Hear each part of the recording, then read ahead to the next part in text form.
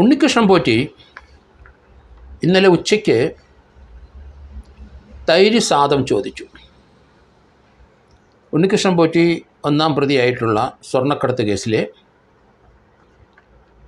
പോറ്റിയെ ഇന്നലെ കോടതിയിൽ നിന്ന് 14 ദിവസം പോലീസ് കസ്റ്റഡിയിൽ വാങ്ങി. പത്തനംതിട്ട AR ക്യാമ്പിലായിരുന്നു ഉണ്ണികൃഷ്ണൻ പോറ്റിയെ കൊണ്ടുപോയത്. ഉച്ചയായ സമയം ഉണ്ണികൃഷ്ണൻ പോറ്റിക്ക് വിശക്കുന്നു. അപ്പോൾ ചോറ് വാങ്ങിച്ചു കൊടുത്തു. അപ്പോൾ പറഞ്ഞു, എനിക്ക് അല്പം തൈര് വേണം. ചോറിൻ്റെ കൂടെ തൈരില്ല. സാധാരണ രീതിയിലുള്ളൊരു ഊണ് വാങ്ങിച്ചായിരിക്കും ക്രൈം ബ്രാഞ്ച് കൊടുത്തത്. തൈരില്ലാത്തതുകൊണ്ട് അവിടുത്തെ പോലീസ് ഉദ്യോഗസ്ഥർ അവിടുത്തെ അടുക്കളയിലുള്ള ആളോട് പറഞ്ഞപ്പം വെളിയിൽ നിന്നൊരു തൈര് വാങ്ങിച്ചു കൊണ്ടേ കൊടുത്തു. അത് കഴിച്ചു. അത് പോലീസ് ഉദ്യോഗസ്ഥരോട് ചോദിക്കാതെ തൈര് വെളിയിൽ നിന്ന് വാങ്ങിച്ചു കൊടുത്തത് ശരിയായില്ല. അത് പോലീസ് പറഞ്ഞത് കറക്റ്റാണ്. അത് സൂക്ഷിക്കണം. കാരണം പോറ്റി ഒരു വെജിറ്റേറിയനാണ്, പക്ക വെജിറ്റേറിയനാണ്. വളരെ ശാന്തനാണ്. എല്ലാ കാര്യങ്ങളും പറയുന്നത് ശാന്ത സ്വഭാവത്തോടെയാണ്. മോഷണക്കാരിയായാലും എന്തായാലും ശരി, നമ്മൾ കണ്ടു പല സംസാരങ്ങളും കൃത്യമായ സംസാരങ്ങളാണ്. പക്ഷേ ഉണ്ണികൃഷ്ണൻ പോറ്റിക്ക് തൈര് വേണം. പോറ്റിയാണ്. ഇനി അദ്ദേഹത്തിൻ്റെ 30-ാം തീയതി വരെ കസ്റ്റഡി കിടക്കുമ്പം പോലീസ് ഇറച്ചി മീനൊന്നും അന്വേഷിക്കേണ്ട. തൈരും അതുപോലെയുള്ള സാമ്പാർ, പുളിശ്ശേരി, തൈര്, അതുപോലെ തന്നെ ചോറ്, പിന്നെ അദ്ദേഹത്തിന് ആവശ്യമുള്ള ആഹാരം സാധാരണ കഴിക്കുന്ന സാധനം വാങ്ങിച്ചു കൊടുക്കേണ്ടി വരും. അതിനകത്തൊക്കെ അദ്ദേഹത്തിന് വെജിറ്റേറിയൻ മതിയല്ലോ. പിന്നെ തൈരും മതി. സുഭിക്ഷമായിട്ട് അദ്ദേഹത്തിന് പോലീസ് കസ്റ്റഡി കഴിയാം. പക്ഷേ അവിടുന്ന് പോലീസ് കസ്റ്റഡിയിൽ നിന്ന് തിരുവനന്തപുരത്തേക്ക് കൊണ്ടുവരാൻ നേരത്ത്, അല്ലെങ്കിൽ കോടതിയിൽ ഇറങ്ങി വരാൻ നേരത്ത് പത്രക്കാർ ഒന്ന് രണ്ട് ചോദ്യങ്ങൾ അങ്ങോട്ട് എറിഞ്ഞു. കാരണം പോലീസ് കസ്റ്റഡിയിലാണ്, ഒന്നും മറുപടി കിട്ടില്ല. എങ്കിലും എന്തെങ്കിലും പറയാനുണ്ടോ എന്ന് പത്രക്കാരുടെ ചോദ്യത്തിന് ഒരൊറ്റ മറുപടി വന്നു. എന്നെ കുടുക്കിയവർ നിയമത്തിൻ്റെ മുമ്പിൽ കുടുങ്ങും എന്ന് ഒരു വർത്തമാനം. അത് അല്പം വെജിറ്റേറിയൻ അല്ല ആ വർത്തമാനം, നോൺ വെജിറ്റേറിയനാണ്. അതിനകത്ത് ഒത്തിരി കാര്യങ്ങളുണ്ട്.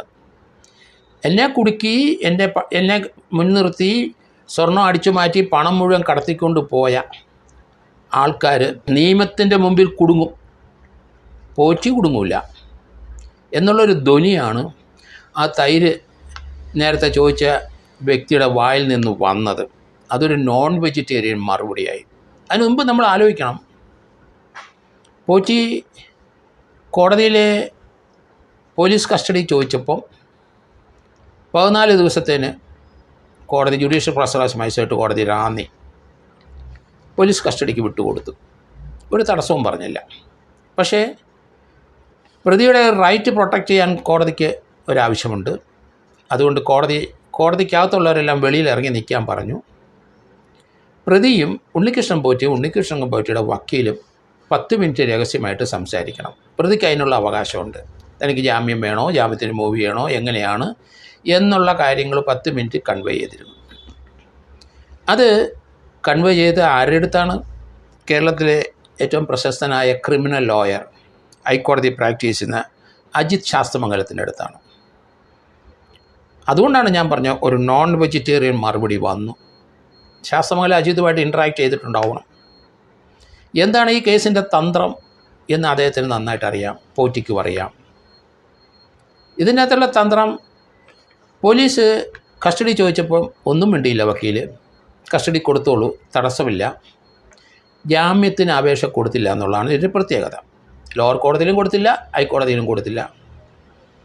ഹൈക്കോടതി പോക്കുന്നതിന് മുമ്പ് ലോവർ കോടതിയിലെ ക്രിമിനൽ കേസിലെ പ്രതിയായതുകൊണ്ട് ലോവർ കോടതിയിൽ അപേക്ഷ കൊടുത്ത് തള്ളി വാങ്ങിച്ച്, അവിടുന്ന് വീണ്ടും ജില്ലാ കോടതിയിൽ പോയി ജാമ്യത്തിന് അപേക്ഷ കൊടുത്ത് തള്ളി വാങ്ങിച്ച് പിന്നീട് ഹൈക്കോടതിയിൽ പോകണം. അതിനൊന്നും ശാസ്ത്രമംഗലം അജിത് തയ്യാറായില്ല.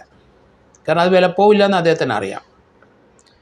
പക്ഷേ അദ്ദേഹത്തിൻ്റെ ആ കേസുമായിട്ടുള്ള ബന്ധം, പ്രതിയുമായിട്ടുള്ള സംസാരിച്ചതിന് എന്തെല്ലാം കാര്യങ്ങളാണ് ശാസ്ത്രമംഗലം അജിത് മനസ്സിലാക്കിയത്, അത് കൗതുകം ഉണർത്തുന്ന കാര്യങ്ങളാണ്. അദ്ദേഹത്തിൻ്റെ ഡിഫൻസ് എന്താണെന്ന് എനിക്ക് സംശയം വരുന്നു. അദ്ദേഹം എന്തുകൊണ്ടാണ് അങ്ങനെ പറയിപ്പിച്ചത്? എന്നെ കുടുക്കിയവർ നിയമത്തിൻ്റെ മുന്നിൽ കുടുങ്ങുമെന്ന്. അതൊരു നോൺ വെജിറ്റേറിയൻ മറുപടി തന്നെയാണെന്നാണ് ഞാൻ പറയുന്നത്. അതിശക്തമായ രീതിയിൽ ഉണ്ണികൃഷ്ണൻ പോറ്റി തിരിച്ചടിച്ചിരിക്കുന്നു. തനിക്ക് ഇതിനകത്തുനിന്ന് ഒരു നേട്ടം ഉണ്ടായില്ല, മിച്ചം കിട്ടിയിട്ടില്ല. 2007 മുതൽ ശബരിമലയിൽ കീഴ് ശാന്തിക്കാരൻ്റെ ഒരു സഹായിയായിട്ട് വന്ന മനുഷ്യനാണ്. ശബരിമലയെ പറ്റി അറിയാം. ധാരാളം പേരുടെ ഇന്ന് അദ്ദേഹം സംഭാവന തിരിച്ച് ശബരിമലയ്ക്ക് കൊണ്ടുപോയി കൊടുത്തു. സ്വർണമായിട്ടും പണമായിട്ടും ഒക്കെ കൊടുത്തു. പക്ഷേ അത് അയ്യപ്പൻ്റെ അങ്ങോട്ട് എത്തിയില്ല എന്നുള്ളൂ. അയ്യപ്പൻ്റെ അവിടം വരെ ചെന്നു, പക്ഷേ വേറെ വഴി കൂടെ പോയി. അവരെല്ലാം കുടുങ്ങുമെന്നാണ് ആ പറഞ്ഞതിൻ്റെ അർത്ഥം. ഉണ്ണികൃഷ്ണൻ പോറ്റിയെ ചവിട്ടി കയറി ശബരിമലയിൽ നിന്ന് സ്വർണവും പണവും എല്ലാം അടിച്ചു മാറ്റിയ ധാരാളം പേരുണ്ട്. 2 എഫ്ഐആറുകളുണ്ട്. അതിനകത്ത് ഞാൻ നേരത്തെ മുതൽ പറയുന്നുണ്ട്, അന്നത്തെ ദേവസ്വം മന്ത്രിമാരാരായിരുന്നു? അവർക്കൊരു വൈക്കേരിയസ് ലൈബിലിറ്റി ഉണ്ട്. 2019 കടകംപള്ളി സുരേന്ദ്രനാണ്, 2021 ശേഷം വാസവനാണ്.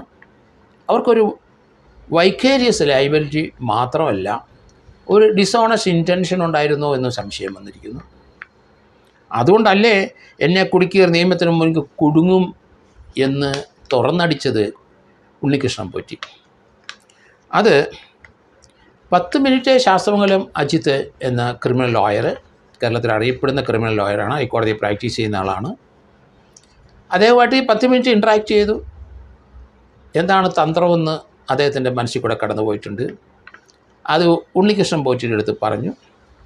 അതിൽ നിന്ന് ഉരുത്തിരിഞ്ഞ് വന്ന 2 വാക്കുകളാണ് എന്നെ കുടുക്കിയർ നിയമത്തിന് മുമ്പിൽ കുടുങ്ങുമെന്ന്. അത് വലിയ അർത്ഥം തലങ്ങളുള്ള കാര്യങ്ങളാണ്. നമ്മൾ വിചാരിക്കുന്ന രീതിയിലല്ല. ചെറിയ സിമ്പിളായ വാക്കാണെങ്കിലും ഒത്തിരി അർത്ഥതലങ്ങളുണ്ടെന്ന് എനിക്കിപ്പം ഇപ്പം പറയാനായിട്ട് ബുദ്ധിമുട്ടുണ്ട്. കാരണം പോലീസ് ഇൻവെസ്റ്റിഗേഷൻ നടക്കട്ടെ, അവരുടെ മനസ്സിലിരിക്കുന്നതും അല്ലെങ്കിൽ ഉണ്ണികൃഷ്ണൻ പോറ്റിയുടെ മനസ്സിലിരിക്കുന്നതും അല്ലെങ്കിൽ ഉണ്ണികൃഷ്ണൻ പോറ്റിയുടെ വക്കീലിൻ്റെ മനസ്സിലിരിക്കുന്നത് എനിക്ക് ഏകദേശം മനസ്സിലാകുന്നുണ്ട്. അതുകൊണ്ടാണ് ഞാൻ നോൺ വെജിറ്റേറിയൻ മറുപടി എന്ന് പറഞ്ഞത്. അതിശക്തമായൊരു മറുപടി, സിമ്പിളായിട്ട് തോന്നും നമുക്ക്. അതിശക്തമായി പ്രതികരിച്ചിരിക്കുന്നു ഉണ്ണികൃഷ്ണൻ പോറ്റി. തനിക്ക് ഇതുകൊണ്ട് യാതൊരു മെച്ചവും ഉണ്ടായില്ല എന്ന് ആ പാവം പറയുന്നുണ്ട്. അതുകൊണ്ട് ആ തസ്കരന്മാർ, ആ ശബരിമലയിലിരിക്കുന്ന പല തസ്കരന്മാരും ഉണ്ട്, നമുക്കറിയാം. അവിടെ ആദ്യമായിട്ട് 1-ാം പ്രതിയായിട്ട് 2 കേസിനകത്ത് ഉണ്ണികൃഷ്ണൻ പോറ്റിയും അതുപോലെ തന്നെ അദ്ദേഹത്തിൻ്റെ സുഹൃത്ത് സ്വർണം കൊണ്ടുപോയ ഒരാളുണ്ട്, അദ്ദേഹവും 1ഉം 2ഉം പ്രതികളായെങ്കിലും ധാരാളം പേര് ആ കൂടെ ഇപ്പം പ്രതികളായി വരുന്നുണ്ട്. ഉണ്ണികൃഷ്ണൻ പോറ്റിയും കൽപേഷും 1ഉം 2ഉം പ്രതികൾ. പിന്നീട് മുൻ അഡ്മിനിസ്ട്രേറ്റീവ് ഓഫീസർ മുരാരി ബാബു, അദ്ദേഹം കുടുങ്ങി. മുൻ ദേവസ്വം സെക്രട്ടറി ജയശ്രീ ഉണ്ട്, ദേവസ്വം ഓഫീസിലിരിക്കുന്നുണ്ട്. അവർ തിരുവാഭരണം കമ്മീഷണറായ KS ബൈജു, RG രാധാകൃഷ്ണൻ, അവരും കുടുങ്ങും. മുൻ എക്സിക്യൂട്ടീവ് ഓഫീസറുമായ സുധീഷ് കുമാറും VS രാജേന്ദ്ര പ്രസാദും കൂടെയുണ്ട്. Assistant engineer Sunil Kumar.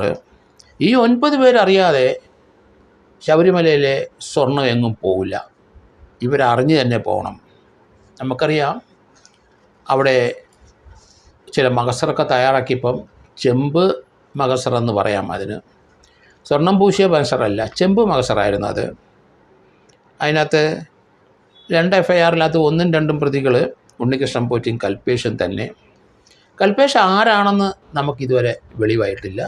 ക്രൈംബ്രാഞ്ചിന് കണ്ടെത്തിയോ ഒന്നും അറിയില്ല. ഒരു കൽപ്പിത കഥാപാത്രമാണോ എന്ന് സംശയിക്കേണ്ടിയിരിക്കുന്നു. ഈ കേസിനകത്ത് തീർച്ചയായിട്ടും തൈര് ഒക്കെ കഴിക്കുന്ന ഉണ്ണികൃഷ്ണൻ പോറ്റിക്ക് ശുദ്ധഹൃദയം ഉണ്ടോ ഇല്ലയോ, അതനുസരിച്ചാണോ ഉത്തരം പറയുന്നതെന്ന് നമുക്കറിയില്ല. നമ്പൂതിരിയാണ്, പോറ്റിയാണ്, അത്ര വലിയ വിളവൊന്നും കാണാൻ സാധ്യത കുറവാണ്. അയാളെ ചവിട്ടിക്കേറി കുറേ സ്വർണം അടിച്ചുകൊണ്ട് പോയി കുറേ മഹാന്മാർ. ആ വിവരം സത്യം തുറന്നു പറയും. താൻ സാമ്പത്തിക നേട്ടമൊന്നും ഉണ്ടാക്കിയില്ല. ഉണ്ണികൃഷ്ണൻ പോറ്റിയുടെ വീടുമൊക്കെ നമ്മൾ കണ്ടു.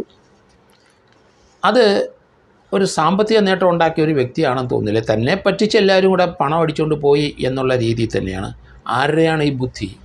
ശബരിമലയിലിരിക്കുന്ന സ്വർണം അനാവശ്യമാണ് എന്ന് ചിന്തിക്കുന്ന അവിടുത്തെ അഡ്മിനിസ്ട്രേറ്റീവ് സ്റ്റാഫും എന്ന് ചിന്തിക്കുന്ന അവിടുത്തെ ശബരിമലയിലെ പല പൊളിറ്റിക്കൽ പോസ്റ്റിങ്ങിൽ വരുന്ന വ്യക്തികളും ഒക്കെ കരുതുന്നുണ്ടാവും. പക്ഷേ നമ്മളൊരു കാര്യം ആലോചിക്കണം, നമുക്ക് വിശ്വാസം ഉണ്ടെങ്കിലും ഇല്ലെങ്കിലും ശരി, ശബരിമലയെ ആരാധിക്കുന്ന, അവിടെ പോകുന്ന, അവിടെ പോയി പ്രാർത്ഥിക്കുന്ന ലക്ഷോപലക്ഷം ജനങ്ങളുണ്ടെന്ന് വിചാരിച്ചോണം.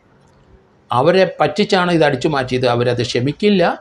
ഇവരെല്ലാം കാരാഗൃഹത്തിലേക്ക് തന്നെ പോകേണ്ടവരാണ് എന്ന് തന്നെയാണ് ഭൂരിപക്ഷം ജനങ്ങളും കരുതുന്നത്. ദൈവവിശ്വാസമില്ല, ഈശ്വരവിശ്വാസമില്ലാത്തവർ മറ്റു രീതിയിലൊക്കെ പറഞ്ഞുകൊള്ളട്ടെ. ശബരിമലയിൽ അങ്ങനെ പോകുന്ന ലക്ഷോപലക്ഷം ദക്ഷിണേന്ത്യയിലുള്ള ജനങ്ങൾ, അവരെ പറ്റിച്ച് ആ പണം കൈക്കലാക്കിയവർക്ക് തീർച്ചയായിട്ടും അവർ ക്ഷമ കൊടുക്കില്ല, കോടതിയും ക്ഷമ കൊടുക്കില്ല.